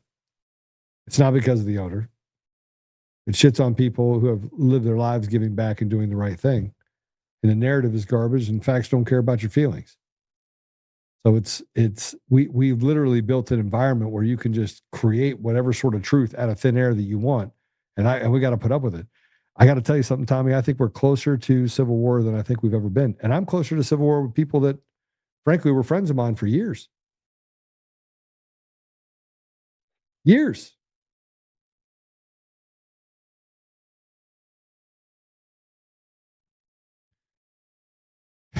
Democrat Socialists of America says that capitalism is a system designed by the owned class to exploit the rest of us for their own profit. Do you believe that? No. I mean, I believe they said it. You have to understand all these things they're all simply vessels to get to a point where you're in control. That's all it is. And in this way, they find it's a lot. It's very few people are going to hear the words and take them into heart when you say, "Hey, work hard. Discipline and sacrifice plus time will reward you." Some people hear that and they take it to heart and they go and build empires. Most people want to hear that they're not wrong, that it's not their fault, that it's someone else's fault. Now, the people on the street, those are the useful idiots who truly believe in the utopia that's being espoused. The people at the top, they're cunning, they're evil, but they're cunning. They know exactly what to do. What's easier to do? Say, hey man, there's no shortcut. You just got to eat less. You got to go to the gym, and it's gonna hurt. There's no such thing as no pain, no gain. It's just gonna hurt. You're gonna eat vegetables. It's gross. You're gonna want a hamburger. But if you stick to it, you can get the physique you want. Some people will hear that. Most people would rather hear it's not your fault, dude. You were born big boned. There's actually something in the water. It's Trump and Bobby Kennedy did it, and that's the reason why you're 800 pounds. And people will want to hear that. Now, the people espousing that are useful idiots who actually believe it's not your fault and that you're just big boned. The people at the top who are coordinating it realize that it's the path of least resistance. And that's how you can get the most people. And what is the long-term thing? Well, we've seen it in the last century and a half. The long-term thing is extractive institutions with a very strong Praetorian Guard and a few elite at the very top who get to control everything, and everyone below either does the dirty work or you get shot in the head in a gulag. In terms of a vessel to get to power, it's very effective and it's very brilliantly designed. It's evil, but it's very effective because most people don't want to hear, how do I build muscle? Go to the gym until it hurts, and then eat something high in protein and drink water and go to bed early. You don't want that. What you want to hear is, hey, it's your genetics, it's environmental things, it's not your fault. What you should do is take this, take that. It's not your fault, man. People want to hear that. And so in terms of a vessel to get to power, it's though evil, it is a brilliant net that they've cast. Baz says it all the time. Pedophiles don't go up to kids and say, hey, I'm going to rape you and kidnap you and kill you. No, they show up with candy. They show up with puppies. It's because they know what they're doing. And so that's how I look at that. I don't doubt that the useful idiots, the foot soldiers, truly believe it because they're retarded. They're legitimately stupid. The people that are coordinating it, though, they know what they're doing. They're evil, but you have to respect your enemy. Yeah, I mean, you respect the enemy, but you were talking about massive amounts of deception that exist. Socialism cannot work. It mathematically cannot work. And if we could just do this, let's put up the next one. This is what Democrat Socialists. Now, I want to say this about the DSA on X. 337,000 followers. And this, by the way, is when I talk about bots, what I'm talking about. They put out this post for DSA candidates are going against corporate-backed opponents, and they're going to need it. Your help to get over the finish line in November. Support a socialist running for office with a donation today. It used to be unheard of that someone could say they were a socialist just a decade ago. But because they put so many people in positions of power, because they've stolen the election machines and the mail-in ballots, and by the way, nothing's changed. Liberty vote. I mean, first you had Dominion voting systems, right? And now you have Liberty Vote. So you change the name and make it seem like Affordable Care Act. It's going to be run by something different. But it's not run by someone different. It's run by the same person. And here's the best part about this new Liberty Vote bought by the knowing guy, right? Because he's a privately held person, he can go get $100 million from someone down the street to buy it, and he doesn't have to tell anybody. He doesn't have to tell anybody who his investors are. We have got to the point where the for-profit system of stealing our vote has become an elitist game. But the reason why I say this is because they put this up and it says 1,600 people saw it. And up until October 9th, most people, I mean, it was like 1 or 2 likes. This one had eight people that hearted it, 2 people that commented on it, 1 share. As you go further and you look at DSA, you'll have stuff that says 66,000 people, but only 23 people liked it. This is what bots do. Bots create an environment where you think at some point this is a popular idea. It's not a popular idea. And one of the things that they are trying to do inside of this Democrat Social America is that they want to raise by their own standards, not by me saying this is their own standards. They want to raise wages, cap rent, make it so that the borders are wide open, but take care of the Palestinians and make sure they have solidarity. Now, how in the world, if you rent control and keep rents down, do you pay people more? Just square it for me. Square. Anything, square for me. Well, I can tell you what you do is you fudge the numbers for a long time until it hits a point that you can no longer ignore it. And that's when you kill 10 million of them. Like 33. I'm not being sarcastic. That's what you do. You promise everything. And then once the bill finally gets due, then you kill them all. Show me a communist society where that didn't happen. I'm not joking. It's how do you square it? Well, here's the thing: is we don't actually have enough food. We're going to tell everyone that because that's how we get into power and get the rifles and the tanks. And when they get a little uppity, we're going to do a little. We're going to call it cleansing. Well, people, and that's in line with what they said, where they have to eliminate 95% of the population. Here's Mamdani promising things he can't promise. This is how much the liars have gotten desperate. They're going to lie so spectacularly that you'll never see it coming. Let's go ahead and play it. To afford the more than 12% increase in rent-stabilized apartments under this Mayor Adams administration, and struggle to afford what has now grown more than $20,000 a year in childcare costs. And so what we are releasing today is the cost-saved calculator, where you can go to Zahran for nyc.com/calculator and see just how much each of these big 3 items will save you in your lives. Because when it comes to free buses, each rider will save over $2,000 a year. That's $1.3 billion a year for all riders. When it comes to universal childcare, we're speaking about $22,200 a year, which together is $5.5 billion for every New Yorker across this city. And when it comes to a rent freeze, we are speaking about $1,750 saved every single year. And together that amounts to more than $1.7 billion in its first year. These are the figures that add up in the lives of New Yorkers. These are the figures that together would save the people of this city more than $8 billion. Who pays for it, Tommy? I was going to ask, that's a very interesting bus. Well, it's even better than that, because the woman that was killed on the train. See, the left is not stopping until we stop them. Until we literally push them into the deep, darkest devil's hole they came out of. They're not going to stop. You had a guy that was arrested 39 times, over 25 felonies, and is out on the street, kills a woman, stabs her just brutally to death. This is what he also says. Let's play the next one. the jail population of Rikers has increased since Eric Adams has come into office by more than 1,000 additional incarcerated New Yorkers. And what is quite staggering to me is that we know that we can reduce that jail population to less than 4,000. I mean, Vital City had an article about a number of different proposals that could reduce it to 3,700. And some of this also just has to look at the average stay on Rikers in the 90s was 50 days. Now it's more than 100.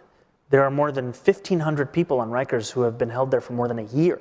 So I do think many of the reforms that have to be made are also reforms around the court system and ensuring that people are actually having. So we're going to put more people out on the street. Yeah. I want you to notice a couple things that they did not say. They did not talk about education reform and actually making sure that kids graduate from high school with the ability to read. They did not talk about taking fentanyl off the streets. They did not talk about getting rid of illegals and some of the illegal crime or the gang violence that happens in the city. You have to pay more attention to what he's not telling you than what he is telling you. Because that's where you really get into making sure you can sustain all the corruption and evil of the Democrat Party. Again, what you have to do is look at all of this as a vessel to reach control, to reach an apex, to reach a point. That's all this is. So if they're not telling you how it's done, it's because there's no intention of. It's like, what would I imagine is probably like one of the best gigs would probably be building at home, shelters, Cold War style shelters. And why is that? Well, it's going to cost you an arm and a leg. You don't know if you have no base of reference to see whether or not it's going to work. I seal it. I tell you, it's airtight. It's biological, radiological, chemical. You can buy my freeze dried food and your weapons, ammos, all this stuff, because there's only two outcomes. The first is that the bombs never drop, and thus your product is never really truly tested. The second is the bombs drop, and either they're dead or you're dead. Regardless, no one's walking across an irradiated wasteland to say, hey, your bunker didn't work. No, you're dead. The entire city's gone. It's a smoldering ember of a continent. Now, if your goal is to just make money, that's a pretty good way to go about it. Promise it, you'll never have to deal with it, because if the push comes to shove, you're probably dead anyway. That's what a lot of this stuff. You don't need to be based in reality. It doesn't matter if you actually have puppies and candy in the van. You just want to get the kid. That's what these people are. There is no long-term sustainability. Is it feasible? That's what Gabe was saying. That's what a father does. How are we going to make sure we do this? How are we going to make sure we have enough for everybody? That's what a loving, caring person does. That's what a loving, caring leader does. That's not what this is. Understand what this is. It's a naked pursuit of power. You want free buses? Yeah, they're free. They're absolutely free. It doesn't matter how it's all made up. It doesn't matter. You spend more time in prison? Well, why were they spending 50 days in prison versus 100? What were they? Oh, you raped a child? No. We're not going to go on that. What we're going to say is less people in prison, because it doesn't matter. If it is a pursuit to just if it's a pump and dump penny stock scheme, you don't care if there's long-term growth and what are we going to do in Q3 of 2028 and build a new fabrication plant. That's what a real CEO does who cares about his company. If you're just trying to pump and dump and get a couple billion and throw it in offshore, fake your death, get a G6 and, go to the Caribbean, you'll tell anyone anything they want. Yeah, we're opening up 10 new factories. Yeah, they're all going to be great. We're going to build those buses. That's what it is. So once you understand it for what it is, the idea of how do we square it, how do we explain it, you're buying into it already. Just call it out for what it is at its face value. It's all dog shit, and your ideology has killed 120 million people in the last century. It's what it is. It's just what it is. Well, I got to tell you that it is the part that irritates me is that we don't learn from history, and we don't understand that, frankly, not everyone is going to have everything. There's going to be times that, frankly, it's really bad for some people. And you can do your best to try and increase the quality of life for people in your community, but that takes an active interest in their education standards and getting rid of and having a zero tolerance on crime. That is where you actually get to a better life. If you are soft on crime and you take away the ability to hold people accountable for crime, so there's just some people you cannot save, Tommy. You can't save them. You can't save people that are deep into drugs that institutionally had problems their entire life, or they're mentally ill. You can't save them. You can't save them. They're not the ones you should be trying to save. It's the next generation that's coming up. Now, you can do the best you can to help someone out in their 20s and 30s and 40s and hope that you can give them the ability to recover. But if they don't, it's on them. But the kids coming up, those are the ones you have to break the cycle. And right now, they're increasing the cycle by allowing all of this nonsense to exist and cutting off penises and grooming children. What's that? Now you're looking at it as a self-made dude and a father and a God-fearing American. What you're not looking at it is, I want you to look at it and pretend this is just a video game and you're a psychopath and you don't give a shit. But that is why we have this problem. But that's what I mean, is that's what they break the cycle. The cycle is your voter base. What are you talking about? I mean, less fathers. What are you doing? Now, and like you said, you cannot save everybody. And that's what that is. That doesn't make someone cold for saying that. What that means is, it means you're an adult and you're looking at it for what it is. Same way in, combat doctors. The same reason there's triage is because it's not all unicorns and rainbows. That guy's missing both legs and his femorals, dumping out blood on the side of a mountain. Hey, man, he's not going to make it. Okay? Doesn't mean you don't care for him. Doesn't mean you're not going to think about it every day for the rest of your life. What it does mean is I can either try to care for all 10 people here and most of them will die, or you can look at the guy with his intestines blown out and go, that guy's probably KIA. But we have these guys over here where if we stop the bleeding, we can get them back to base and they can live to see another day. That doesn't make you a cold person. It makes you a realist. The people who say that is cold, the people who say that is cold are children. Well, they want everyone How come they're not safe? And you go, you'll understand when you're older. And the thing is so if you look at this and you go, not everyone is going to have everything. That doesn't mean that you're a bad person. It means you're a realist. And you go, well, then who should we try to help the most? Probably the children who have not had when you're an adult, I'm 35. If I tank the podcast, stop doing shows, stop any of my responsibilities, that's on me. I'm an adult in my free will and I destroyed my life. And people close to me could try to help or whatever. But hey, ultimately, I'm an adult. What you don't want to do is you don't want to throw the 6-year-old under the bus. You want to look at them and go, if we have limited resources and we're going to triage this, I am less concerned. It doesn't mean I don't care for them. It doesn't mean I'm not my brother's keeper. It does not mean I try to be Christ-like.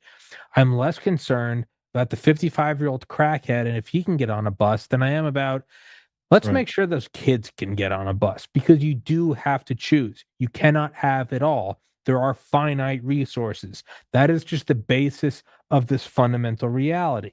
And as Voltaire said, those who can convince you of absurdities can make you commit atrocities. These are the people that reality doesn't mean anything. You're a guy? No, you're not. You feel like a woman? Chop it off. It doesn't matter. That bleeds over into, you want buses? They're free. They're fast. You're in prison? Less prison who's going to pay? Who's going to pay the $10 billion? Who's going to take care of the people on the street? None of it matters. It's a quick glide to the top. They got rid of guns. Can't you have a gun? So the only people that have guns in New York City are the cops and the criminals, and sometimes they're the same people. Right? Yeah. So you have here's New York City attorney is sounding the alarm on socialist Zerhan, because he wants to now abolish. He's promising to abolish misdemeanors. This guy. Go ahead and play it. Oh. All right. I'm Sweeney. I am down here outside of the district's attorney's office here in Lower Manhattan. And for all the videos I have ever published, guys, I have never once asked you to reshare them. I've never once said spread them to your friends, make them go viral. But as God is my witness, I hope this one goes mega viral with no vested interest to myself, only for the safety of New York City residents. And it'll be a short one, okay? I'm going to start off with a demand. I'm going to paint you a very scary picture, and I'm going to end it with a question. And here's my demand. Stop pissing on my leg and telling me that it's just fucking raining. For all you folks that are saying, oh, Zoran's not radical, he's just capitalism with a few social programs. he just came out with a press release saying he wants to abolish misdemeanors. And thankfully for you guys, I'm an attorney, so I can explain to you guys what a few misdemeanors are, all right? Third-degree assault, third-degree drug possession, theft, larceny, DWI, forcible touching. For that crusade of women that was across, social media last summer saying, where are all the strong men that aren't coming up to protect us when someone touches us on a subway? Even if I did what I wanted to do, which is step up and knock someone's fucking teeth out, Zoran would arrive and say, cops, let him go. That was just a forcible touching. It's not a jailable offense, which leads me to my final question. Zoran, what kind of fucking peyote are you smoking? That's the truth. That's the guy. By the way, find out, Tommy, who this guy is. I want him on the show. Find him. I'll take a note of it. I want him. By the way, the Democrats have been instructed to pretend they've never heard of Antifa. And what we're dealing with right now is this Antifa on the streets. These are the stormtroopers of the Democrats. This is the DSA. All right, but let's go ahead and play this cut A. So the fact that there is nobody even knows what it is. The first person I ever heard use the word Antifa was Donald J. Trump when he was going on about how there were good people on both sides in Charlottesville. That's the first time I ever heard anyone use the term. So now it's this amorphous thing, and if nobody's really Antifa, then everybody could be. And the reason you can't find them is because they're just that crafty. This guy's a retard. He's a retard. If the first time you ever heard Antifa was when President Trump was saying there's good people on both sides, which he didn't say, you're a liar. You're a lying sack of shit. You're a shitbag. You're the shitbag that, man, I wouldn't wipe my ass with you. Just so you know who he is, he's the current Attorney General of Minnesota. He's elected to the U.S. House of Representatives in 2006, representing Minnesota's 5th congressional district until 2019. This guy's oh my gosh. And here's Jimmy Kimmel, by the way. This is a clip of Democrats. There is no Antifa. Let's go ahead and play it. There's no Antifa. This is an entirely imaginary organization. There is not an Antifa. Like, I don't even know what Antifa is. There is no group. It's not even like far-right groups like the Proud Boys and Oath Keepers. Compared to right-wing extremists, Antifa-linked violence is rare and limited. It isn't an organization. It is a in many ways mythology. It's not like the Proud Boys or the Oath Keepers, sort of defined terrorist organizations with leadership that leads violence. It's not a highly organized movement. It's a moniker. It's not a unified group like the Proud Boys are. Things like Antifa are things that are thought up. It's all in this guise of going after Antifa, which is nothing. There's no organization called Antifa. Nobody's a member of Antifa because it doesn't exist. They are just declaring into existence something that doesn't exist. There is no Antifa organization, so maybe that's good for social media, but it really is non-existent. They exist on the internet in chat rooms and in 4chan and Discord and places like that where they run discussion boards, trade tactics, documents, things like that. But none of them are called Antifa. Those who can convince you of absurdities can make you commit atrocities. Yeah, well, here's another What do you think the logical step from safe and effective is? It's this. And how much farther along? How many communist shitholes do you have to look back in history where it's not just that people get disappeared in the middle of the night? That's the beginning. The next step is nobody even brings up that somebody was disappeared. That is the final coup. That's what this is. They look you dead in the eye and they say it's not real, and you're going to have everyone going, Antifa's never been a thing. It's never been a thing.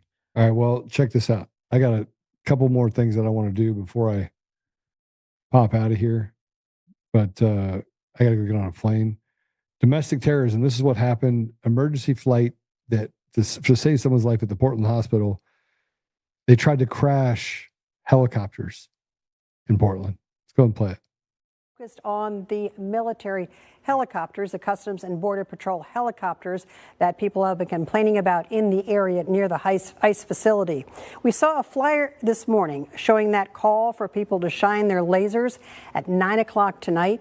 OHSU tells us their air ambulance vendors made the decision to land at other airports for safety reasons. Patients would be taken to the hospital then by ambulance. That could add a lot of extra time, though, from 45 minutes to an hour longer. Police have made arrests in the past, by the way, of people who target police aircraft with lasers.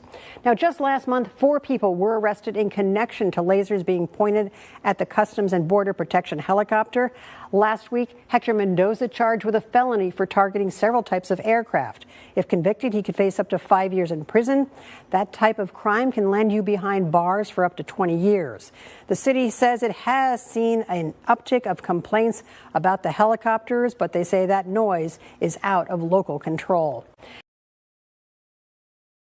And this is where they tried to use that Antifa in Portland using these lasers to try and bring down ICE. What? He's getting his disguise on. Okay, so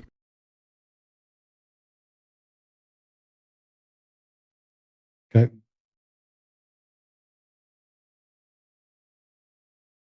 Or what?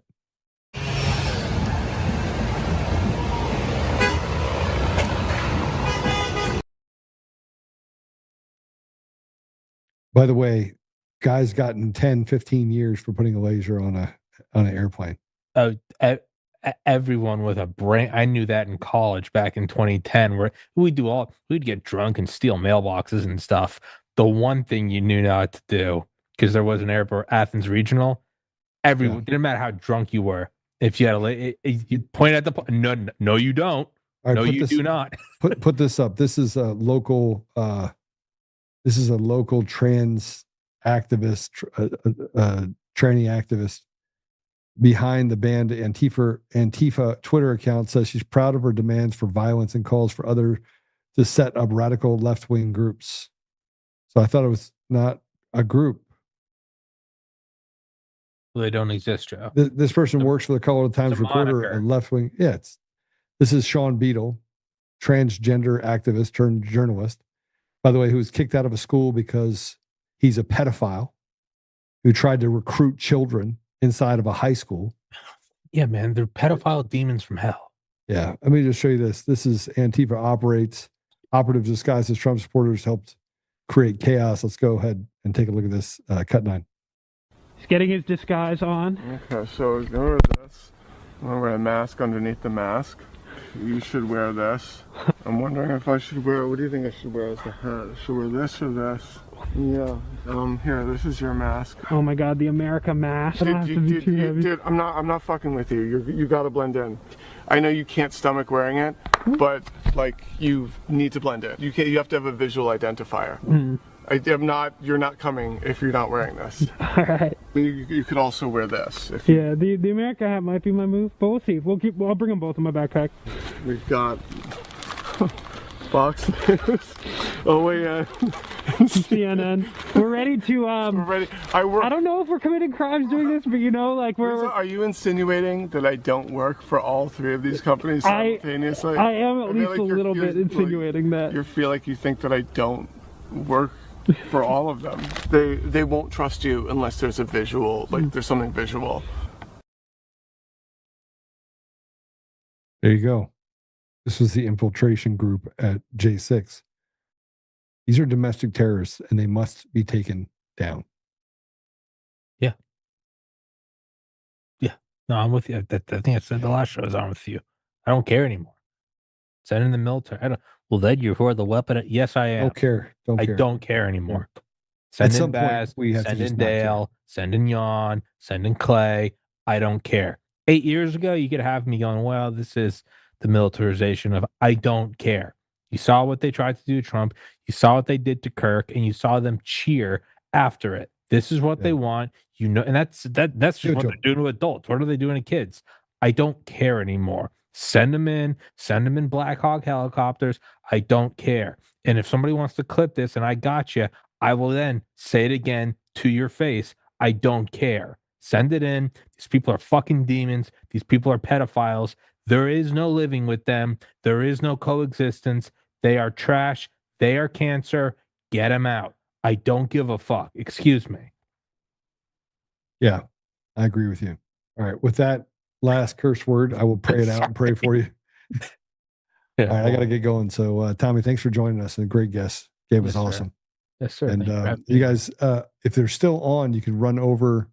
I don't know how to do it, but let's see if I can.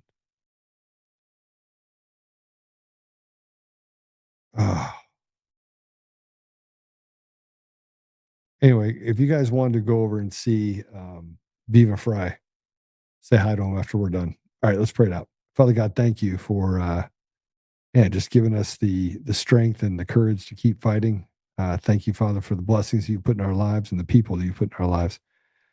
I know, Father, we're in that place where it just feels like a little bit perilous at times, but we thank you for giving us hope. And I would just ask you to lift the burden off of people's shoulders and to protect people exclusively. I mean, if I'm talking about a person, Tina Peters, who is in jail right now because of these rotted radical demons in Colorado. Father, I just ask that you get it to a place where we can have justice prevail, and that those people that are responsible for stealing the voice of American people are held accountable. I say these things, Father, humbly in Jesus' name. Amen. All right. I'll see you later. All right, Joe. Have a good Take flight. care. Guys, thank you so much. And I'll see you guys tomorrow. All right, God bless you. All right, brother. Take it Hey, easy. play the song. Play the song out. Play the song out. Play us out, Austin. All right. Thank you. All right. Take it easy, guys.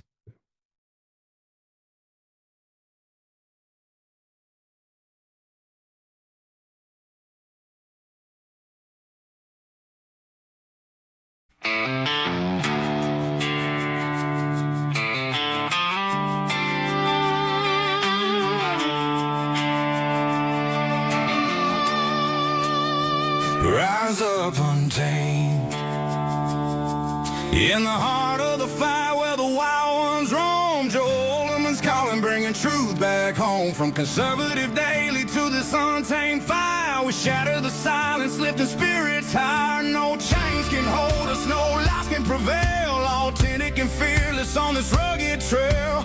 Patriots gather under stars and stripes. Untamed nation, igniting the night. Untamed nation, let the truth roll out in this land of the free. Standing proud from sea to shining sea, we won't back down. Catch the fire, wear the crown. Untamed nation, it's our battle song, motivating hearts where the brave belong. Yeah, untamed and wild, forever strong. Play it again all night long.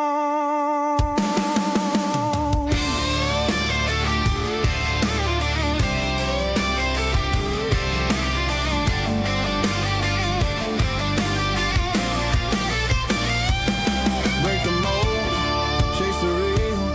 No more games, time to heal.